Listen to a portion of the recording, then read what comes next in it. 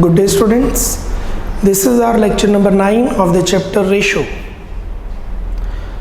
We have 4 set of ratios. The first set is liquidity ratios, also known as short term solvency ratios. The second set is long term solvency ratios.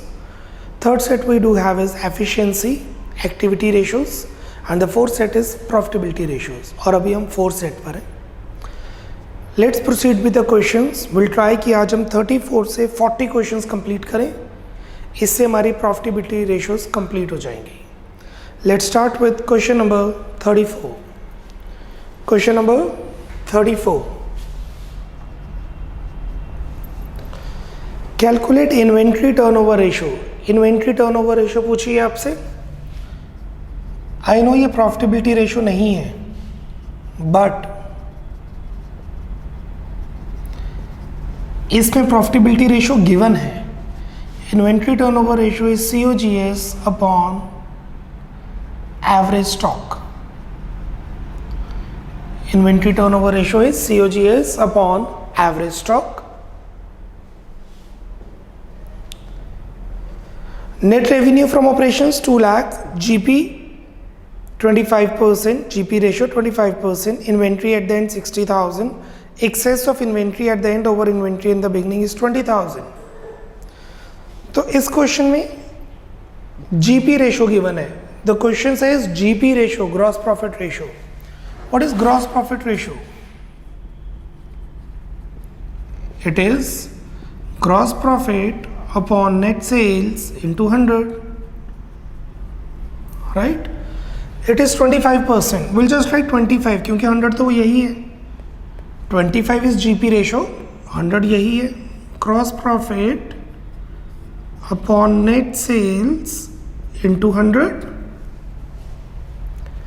cross multiply 25 by 100 of net sales is equal to GP. आगे हम solve नहीं कर सकते. अगर GP ratio 25% है तो वो sales का 25% है. अगर जीपी रेशो 25% है तो वो एक्चुअली नेट सेल्स का 25% ग्रॉस प्रॉफिट होता है. This is what the actual mean. अगर नेट प्रॉफिट रेशियो 10% है तो सेल्स का 10% नेट प्रॉफिट है. ऑपरेटिंग प्रॉफिट रेशियो 80% है तो नेट सेल्स का 80% है. Similarly 25% of net sales is GP.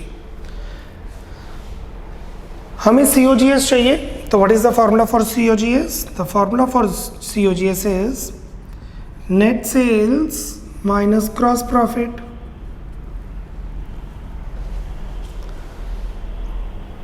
Net sales 2 lakh given है, तो पहले हम इसी को सॉल्व कर लेते हैं. जीपी हो जाएगा 25% ऑफ 2 लाख, क्योंकि नेट सेल्स गिवन है. Net sales means revenue from operations, तो हमारे पास 50,000 आ गया gross profit. What technically gross profit net sales? COGS. We can compute COGS. COGS is equal to net sales minus gross profit. That would be 2 lakh minus 50,000. That would be 1.5 lakh.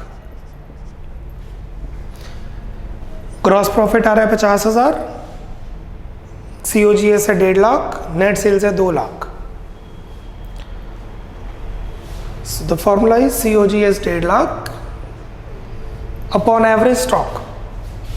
What is average stock?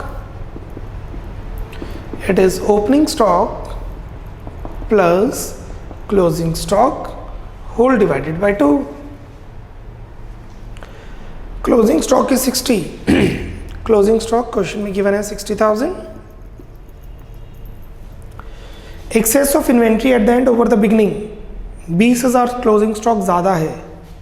Access of closing over beginning मतलब closing stock minus opening stock is equal to 20,000. यही समझेंगे ना. Closing में से opening minus करेंगे तो 20,000 आएगा. The closing stock is 60, opening stock no idea is 20. इसे सॉल्व करके हमारे पास ओपनिंग स्टॉक आ जाएगा 40,000. So the opening stock is 40 and the closing stock is 60. What about the average stock? 40 plus 60 whole divided by 2, which is 50,000. Average stock is 50,000. The answer is 3 times, 3 बार। चाहे उन्होंने आपसे activity ratio पूछी है, I repeat, चाहे उन्होंने आपसे activity ratio पूछी है, बट अगर आप ध्यान दें इस क्वेश्चन में प्रॉफिटेबिलिटी रेशो गिवन थी जिससे हमने COGS की तरफ कंप्यूट किया है। ऐसे क्वेश्चन ज़्यादा एक्सपेक्टेड होते हैं क्योंकि एक ही क्वेश्चन में 2 रेशोज चेक होगी, 2 फॉर्मूलाज चेक हो गए, ITR GP। Take your time, complete the sum, speed up, complete कीजिए।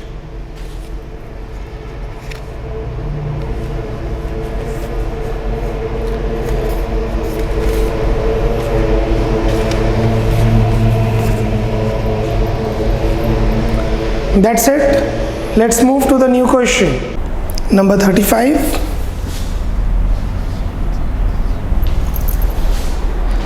From the following information, calculate any 2 of the following ratios. कोई 2 रेशियोज निकालनी है, हम चारों ही कंप्यूट करेंगे। एक प्रॉफिटेबिलिटी रेशो है, एक एक्टिविटी रेशो है और 2 लॉन्ग टर्म सॉल्वेंसी रेशियोज हैं। The first is gross profit ratio.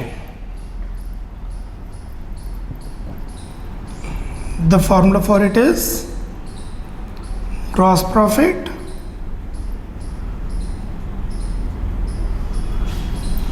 upon net sales into 100।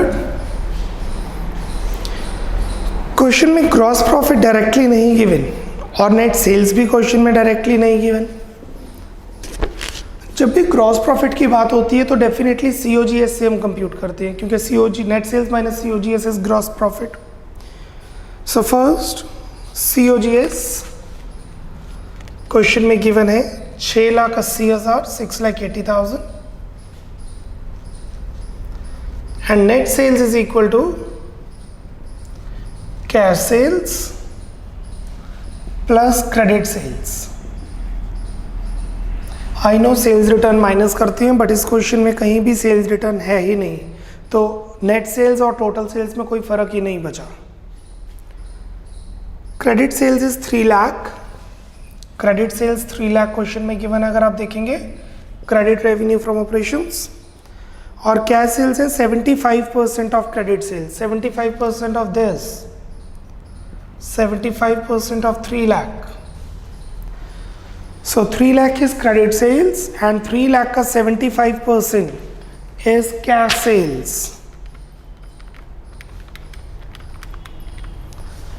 So total is 2,25,000 plus 3 lakh, 5,25,000.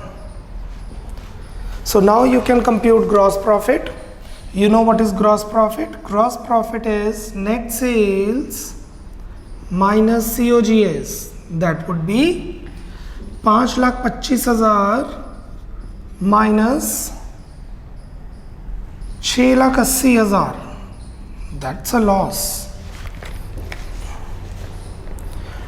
COGS is 680, total sales is 525, 155 आ रहा है gross profit, minus 155, so you will write minus 1,55,000 divided by net sales 5,25,000 into 100, 1,55,000 divided by 5,25,000 into 100 is 29.5 minus 29.5%। Gross profit ratio कभी negative में आ जाएगी तो वो gross loss ratio होती है। सो आपका आंसर रहेगा gross loss ratio is equal to 29.5%। और अगर आपने माइनस में ही रखना है तो उसे ब्रैकेट में रखिएगा, डोंट पुट माइनस। अगर माइनस लिखा तो ग्रॉस लॉस रेशियो लिखो या ब्रैकेट्स में रखिए। This is your GP ratio, speed up, wind it up.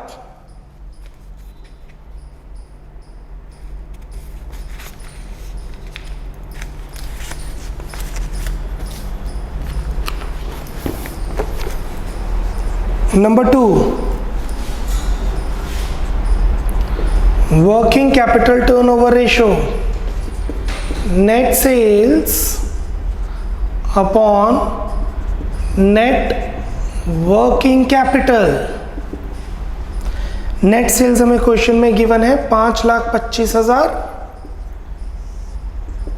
COGS भी ले सकते हैं but we prefer net sales. What about net working capital? It is current assets minus current liabilities. Current assets question में directly given है 5 lakh.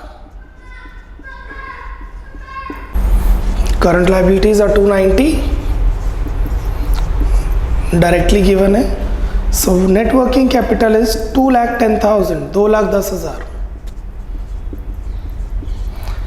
So the answer for working capital turnover ratio is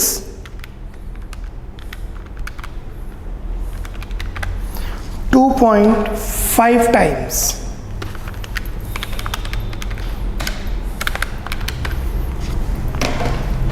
Being a turnover ratio, इसका answer times में रहेगा 2.5 times.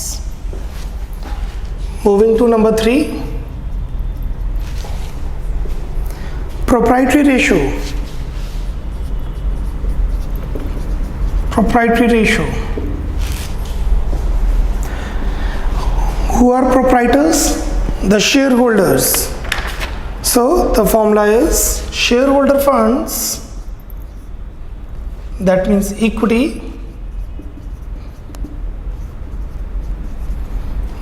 upon total assets. Being a solvency ratio, we'll put it in the ratio. What about shareholder funds? As such question में mention नहीं है. And what about total assets? Again not mentioned in the question. No, we have share capital. What about shareholder funds? It's share capital plus reserves and surplus. Reserves and surplus not given in the question, so we'll take share capital, which is nothing but 8 lakh.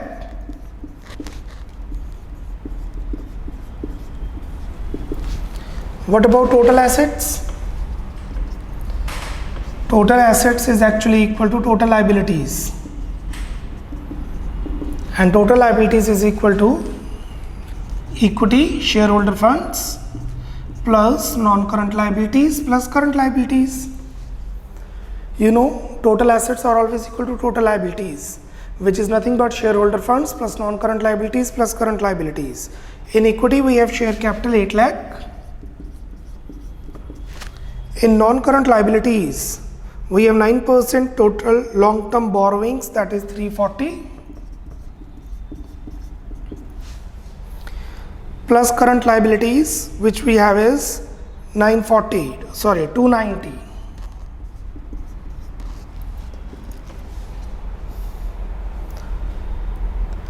$14,30,000, 14,30,000 की balance sheet total है. No multiply by 100,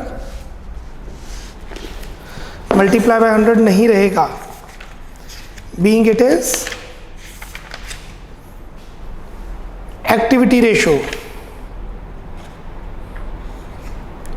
The answer for this is 0.56:1. Second decimal place तक ठीक रखना है हमने. The fourth is debt equity ratio. Again a long term solvency ratio, debt equity ratio. The formula says debt upon equity. When we say debt, we mean to say non-current liabilities,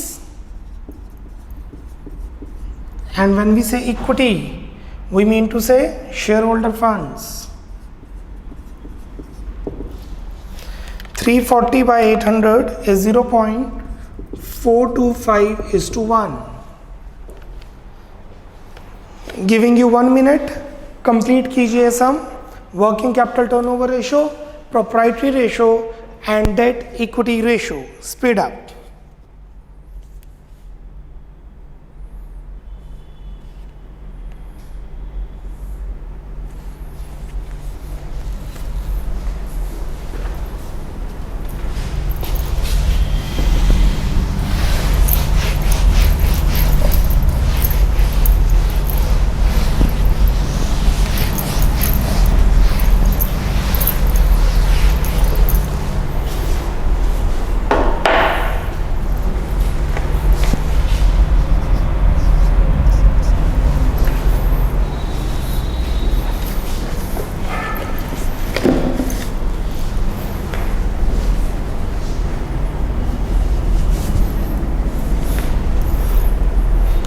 Moving to question number 36.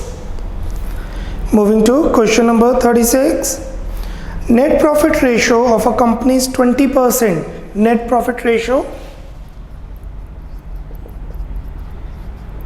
is 20%. इसका मतलब है net profit is 20% of sales. What is PAT? Profit after tax. How much it is? 20%. 20% of what? Sales. क्योंकि net profit upon sales होता है. Its indirect expenses are 80,000. Indirect expenses 80,000 है. तो इसके अंदर हमारे पास ऑपरेटिंग और नॉन ऑपरेटिंग दोनों आ गए क्योंकि कुछ मेंशन नहीं है.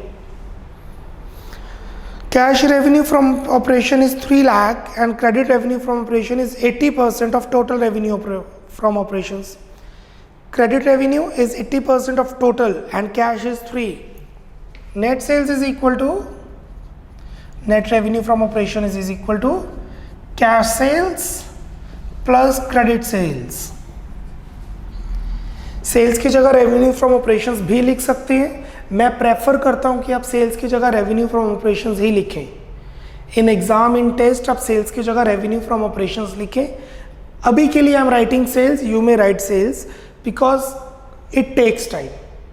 पेपर में तो 1 या 2 क्वेश्चन ही आएंगे, उसमें तो आप इसे लिख ही सकते हैं. चलिए, how much is cash sales? According to question cash sales are 3 lakh. Cash sales are 3 lakh. What about credit sales? 80%. 80% of what? 80% of total sales. X. 80% of total sales. Total sales is X.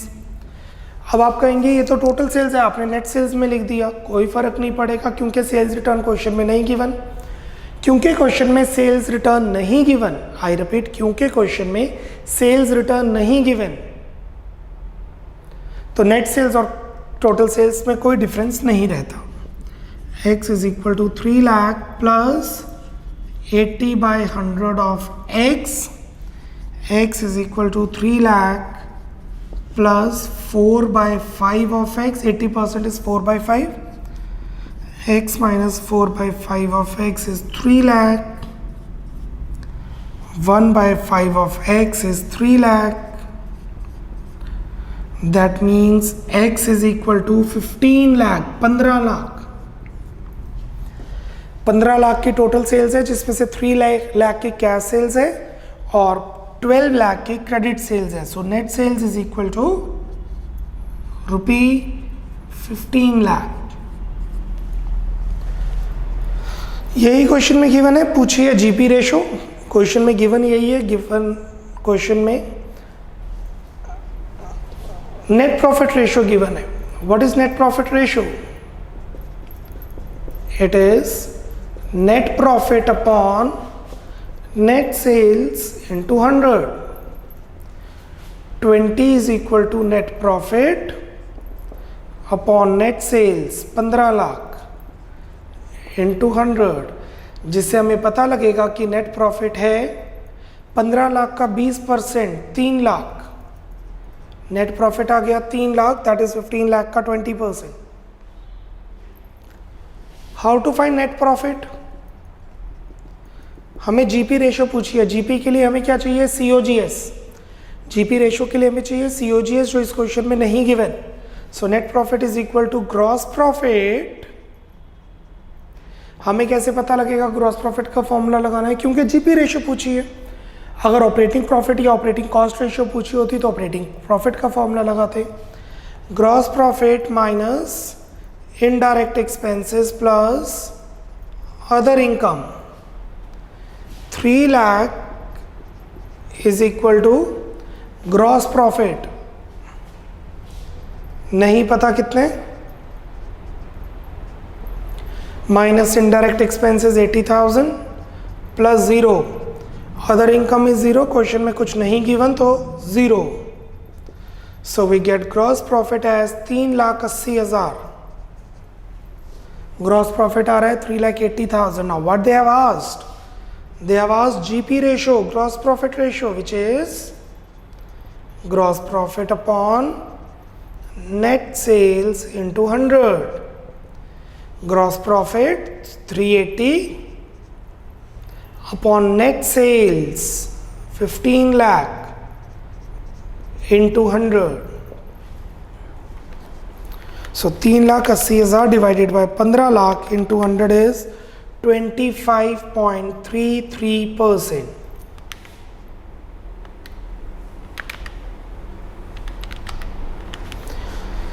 3,80,000 divided by 15 lakh into 100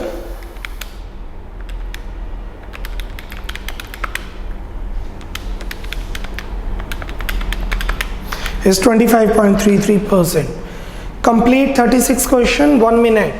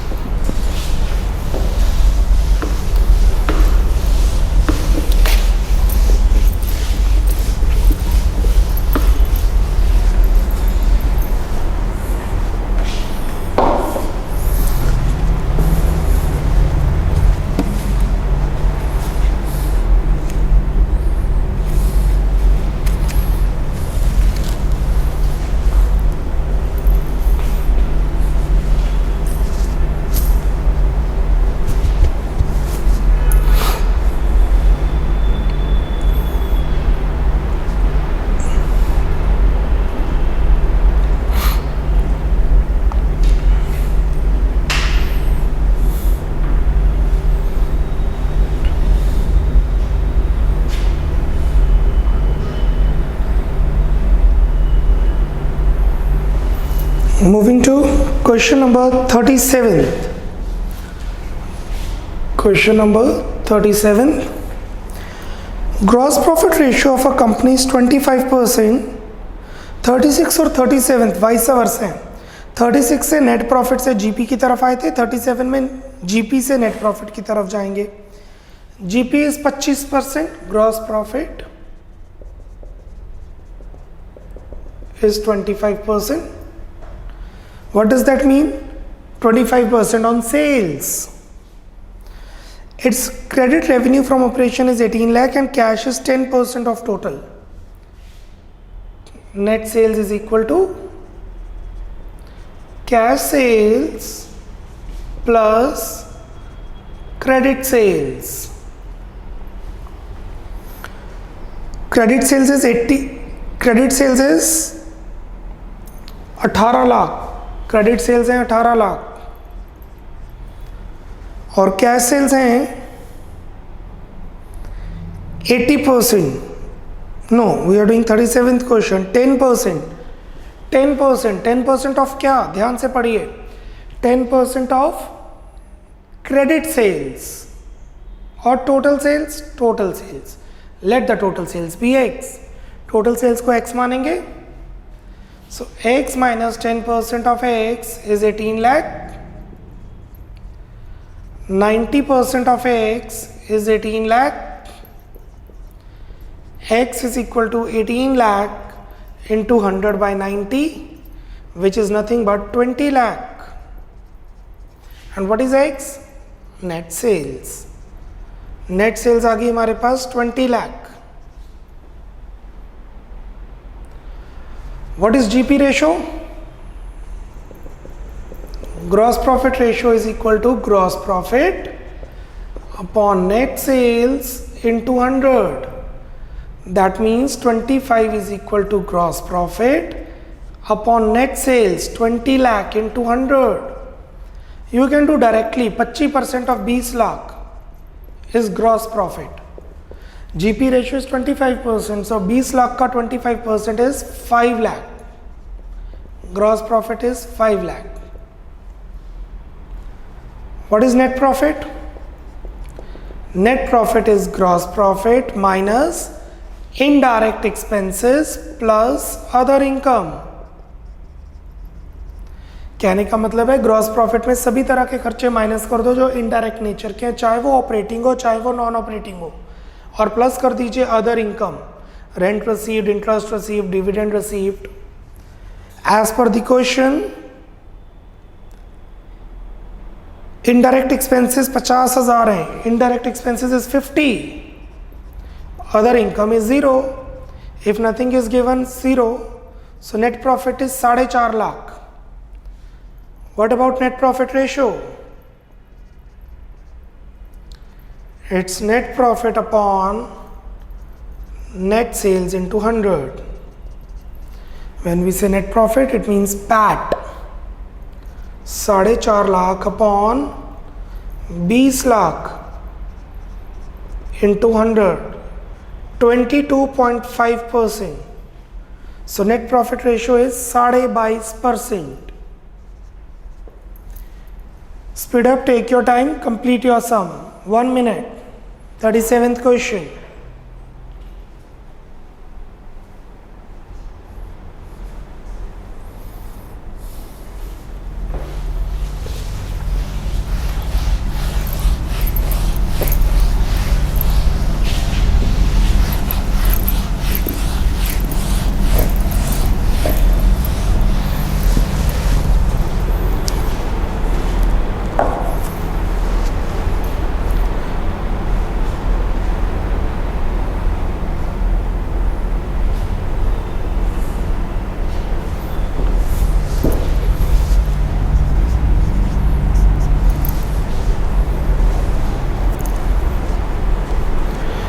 Moving to question number 38.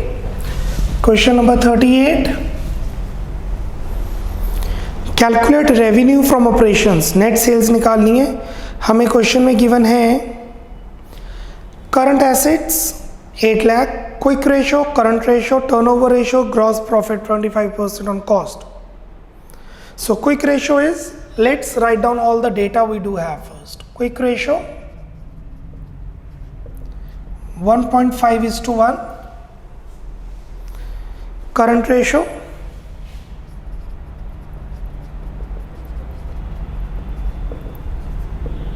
2:1. Inventory turnover ratio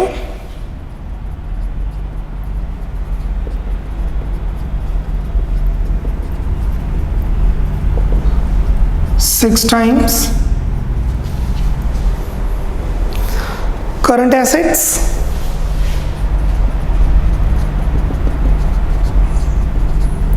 8 lakh,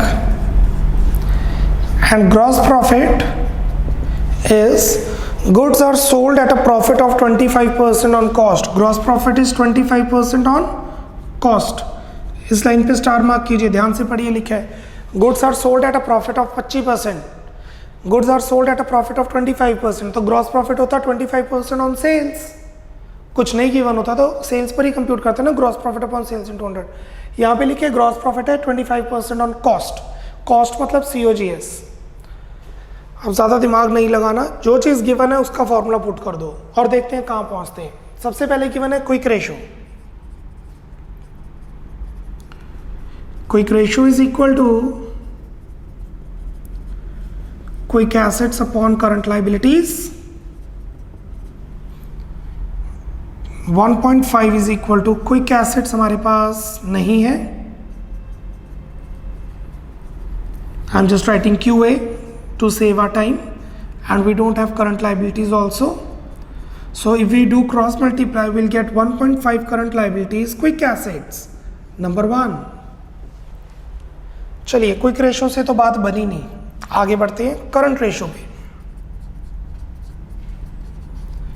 current ratio is equal to current assets upon current liabilities. That means 2 times 2 is equal to 8 lakh upon current liabilities. That means current liabilities is 4 lakh. Good for us. अब इसे हम equation 1 में put कर देते हैं. Put in equation 1. सो हमारे पास quick assets आ जाएंगे 1.5 times 4 lakh which is 6 lakh. चलिए, we got quick assets, we got current liabilities, we have current assets also. What are quick assets? Quick assets is equal to current assets minus closing stock या inventory minus inventory minus prepaid expenses, because जितना हम data निकाल सकते हैं, जितनी values निकाल सकते हैं, good for us. How much are quick assets? 6 lakh. What about current assets? 8 lakh. Inventory हमारे पास नहीं है. Prepaid expenses 0. प्रीपेड एक्सपेंसेस तो 0 होंगे क्योंकि इन्वेंट्री कुछ ज़रूर है, तभी तो इन्वेंट्री टर्नओवर रेशो आई है. प्रीपेड एक्सपेंसेस नहीं निकाल सकते, नहीं गिवन, 0. प्रीपेड एक्सपेंसेस क्वेश्चन में नहीं गिवन और नहीं निकाल सकते, 0. स्टॉक 0 नहीं होता, प्रीपेड हो जाता है. So will get inventory is equal to 2 lakh. This is important to know that ये क्लोजिंग स्टॉक आया है, क्लोजिंग इन्वेंट्री. चलिए, क्विक एसेट्स करंट रेशो हो गया. आगे क्वेश्चन में गिवन है inventory turnover ratio. Inventory turnover ratio, it is COGS upon average inventory. 6 times is equal to COGS upon average inventory 2 lakh. अब आप कहेंगे ये तो एवरेज नहीं है. सो अगर अकेला क्लोजिंग गिवन है, हमने पहले पढ़ा हुआ, उसे एवरेज मान लिया जाता है. So we get COGS is equal to 6 into 2 lakh which is nothing but 12 lakh. 12 lakh का कॉस्ट है. ड्यूरिंग द ईयर जो सामान बेचा, उसको बनाने का खर्चा 12 लाख बनाया. So we can write that closing inventory is taken to be equal to average inventory.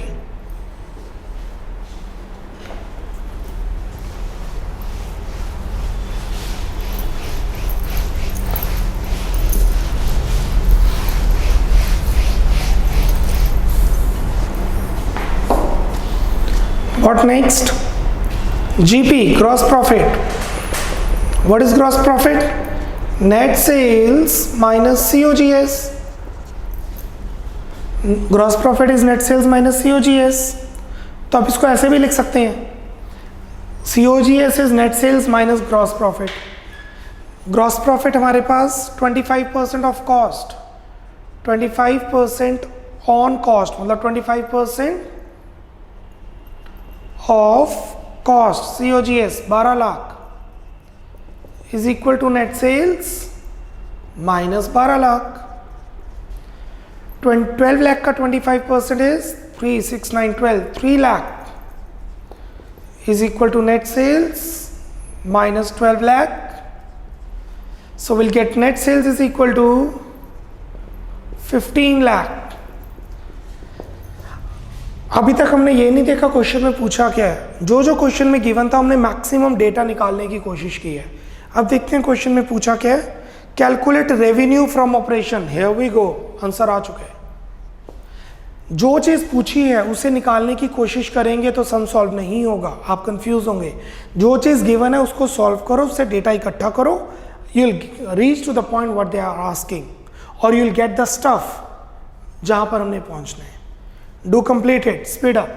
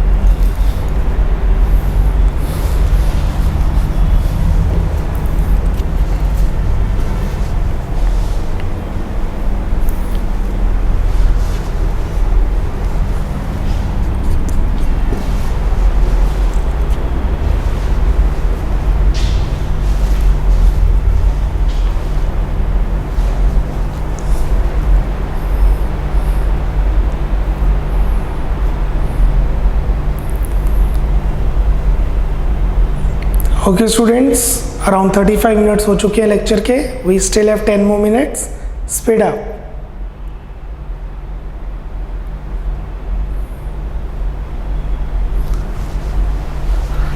जिन्होंने नोटिस किया, बहुत कैलकुलेशंस करनी पड़ती है पढ़ाते वक्त. कितना टाइम हो गया, कितना रह गया।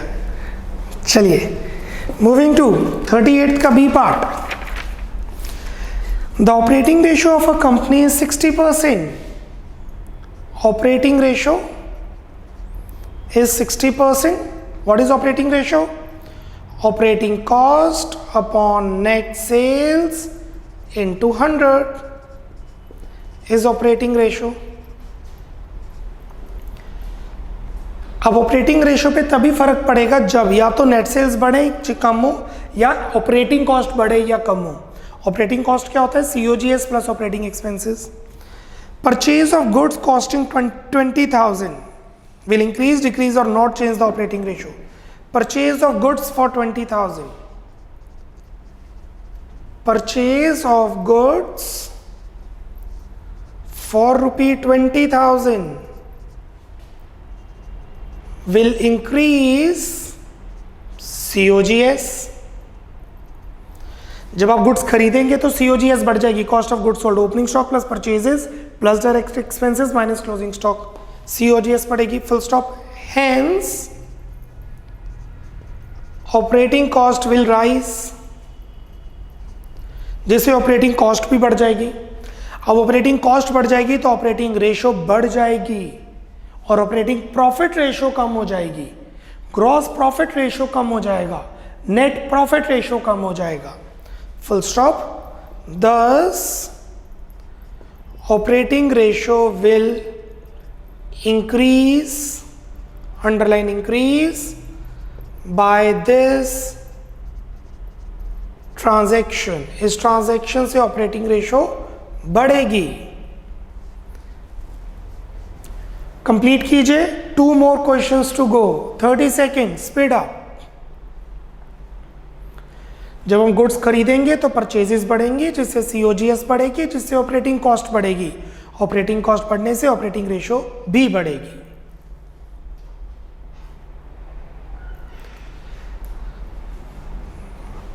Let's move to question number 39. Number 39, question 39. From the following, calculate return on investment, ROI.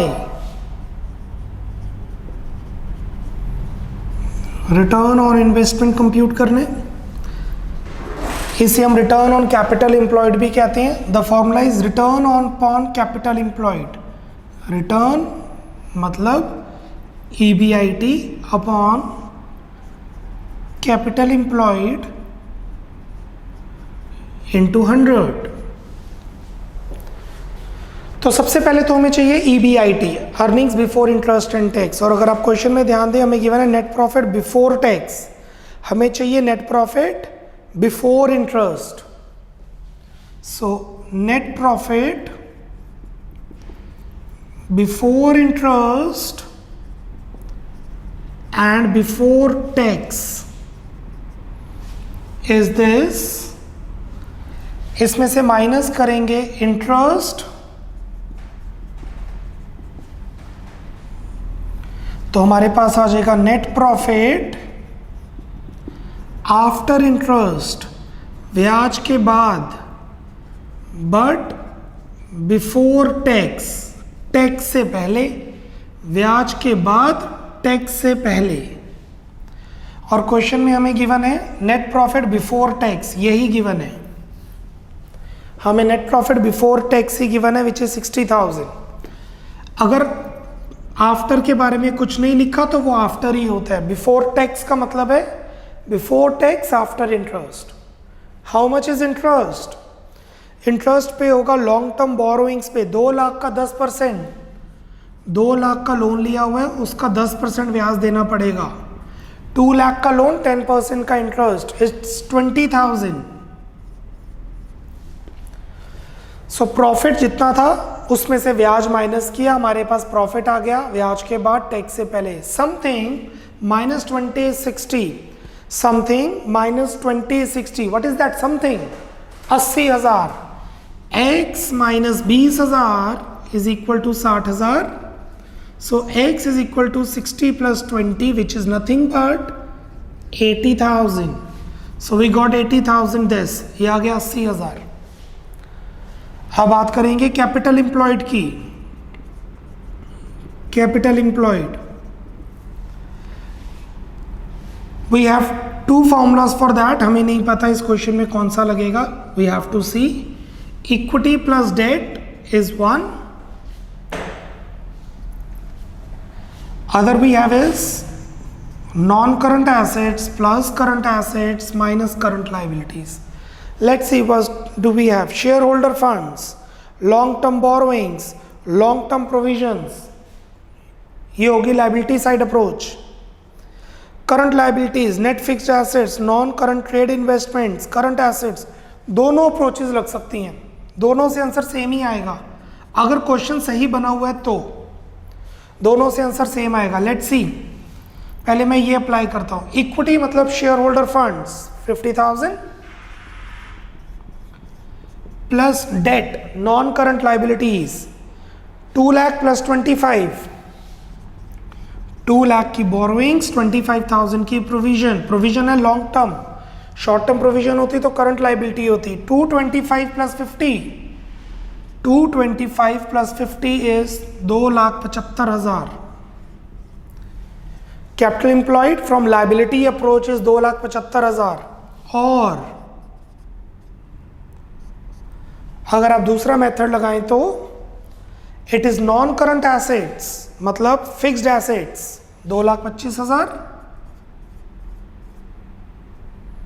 Plus current assets 1 lakh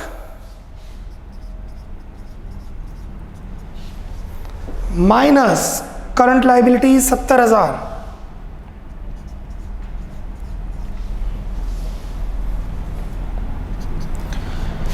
it is 325 minus 70, 30, 2,75,000 I guess.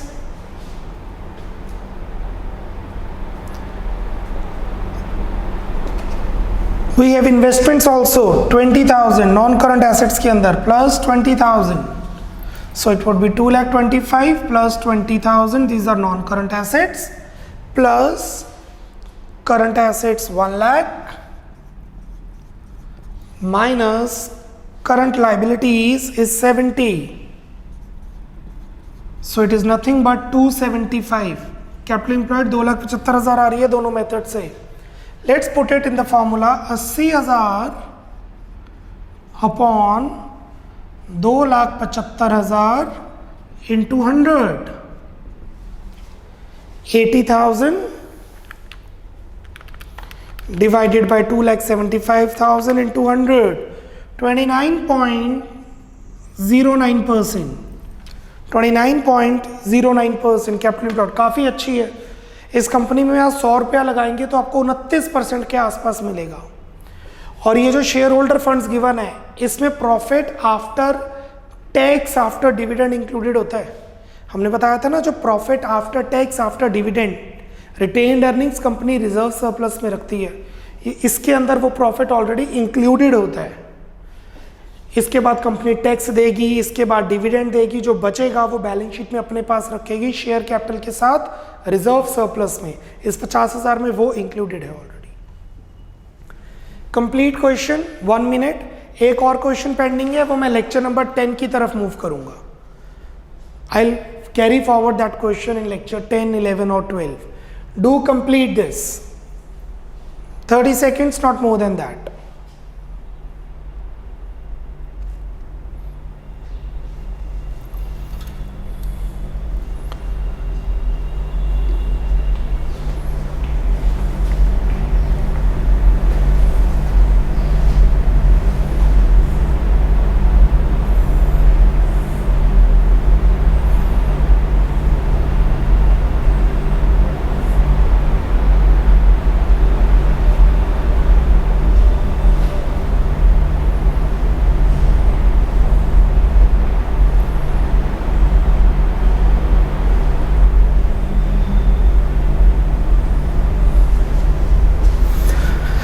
This is all about lecture number 9, We still have 3 more lectures, comprehensive lectures, and we have so many questions, around 30 questions we do have. और आपको daily अब questions practice के लिए भी मिलेंगे, जितना मैं करवाऊंगा उतना आपको प्रैक्टिस के लिए भी मिलेगा. Bye bye, take care, keep studying, keep rising, bye bye.